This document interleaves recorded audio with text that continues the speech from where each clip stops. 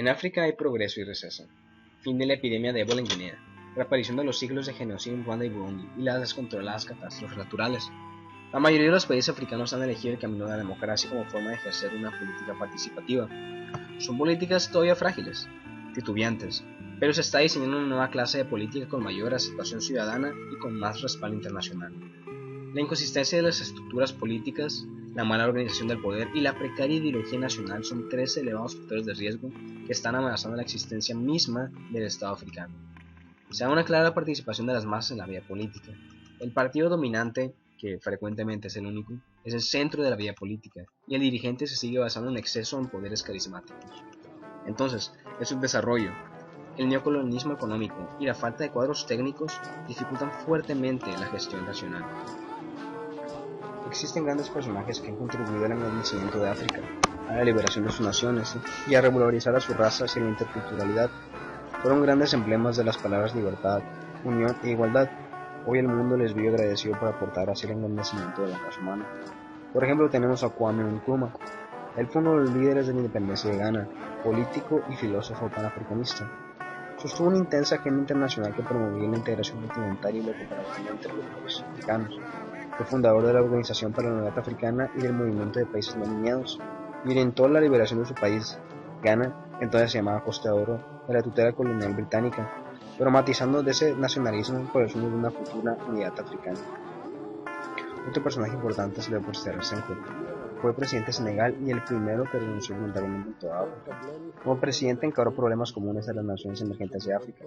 Insistió en la necesidad del diálogo entre culturas como medio para que la humanidad del tercer milenio supere los desequilibrios fuentes de tantos conflictos.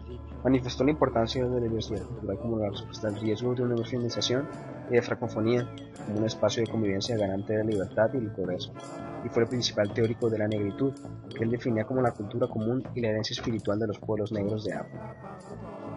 También tenemos a Mandela, que destaca por ser el primer presidente de raza negra elegido democráticamente mediante sufragio universal en la República de Sudáfrica. Él luchó contra la opresión de los negros sudafricanos. Su ideología era la del socialismo africano, además de nacionalista, antirracista y antiimperialista. Sirvió de mediador en varios conflictos como el Zaire, la actual República Democrática del Congo, que en la primera mitad de ese año acabó para suponer el fin del régimen de Mobutu Sese Seko. Dedicó mucho tiempo de su vida a establecer la democracia y la armonía racial en Sudáfrica.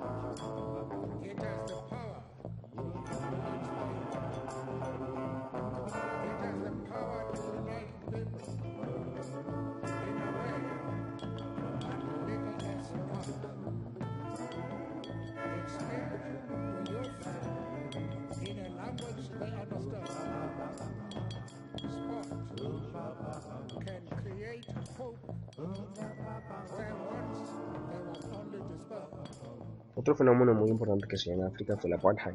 Fue el sistema de segregación racial en Sudáfrica y Namibia, entonces parte de Sudáfrica, en vigor hasta 1992. Fue llamado así porque significa separación en Afrikaans, lengua germánica derivada del neerlandés, hablada principalmente en Sudáfrica y Namibia. Básicamente este sistema consistía en la creación de lugares separados, tanto habitacionales como de estudio o de recreo, para los diferentes grupos raciales, y en el poder exclusivo de la raza blanca para ejercer el voto, en la provisión de matrimonios o incluso relaciones sexuales entre blancos y negros. Su propósito era conservar el poder para la minoría blanca, que era el 21% de la población, que en otras condiciones habría perdido su posición de privilegio. Estuvo en vigor hasta los años 1990, siendo en 1992 la última vez en que solo votaron plenamente los blancos. Antes de la victoria del Partido Nacional en 1998, los negros podían votar, pero con muchas restricciones.